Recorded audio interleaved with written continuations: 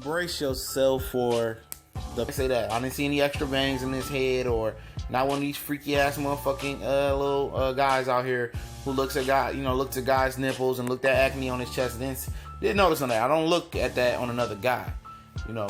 But what is going to be screamed after this fight from the naysayers of Pacquiao is the fact that if he gets the knockout, he's back on the juice. The juice is loose.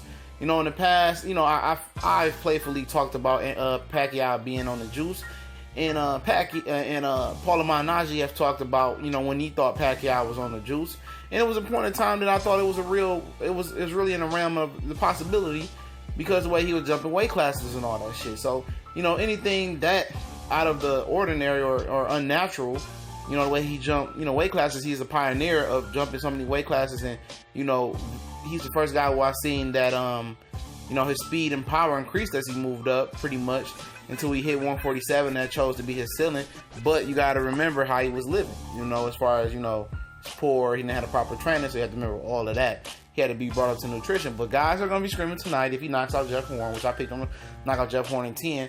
The quicker he knocks out Jeff Horn, guys are going to be screaming he's back on the juice. He's on steroids. There was no VADA testing. He looked different tonight. He looked like the old Pacquiao. He looked faster. His stamina was back. He wasn't fighting safety first. He was fighting reckless. But you have to remember, we just talked about the quantity and quality of fighters, the fights that people fight. You know, the quality of fighter he's fighting is a guy who's a virtual unknown, you know, hasn't fought the best competition. Best fight he fought was Randall Bailey. So you have to really mix that in as well. He's not fighting anybody good.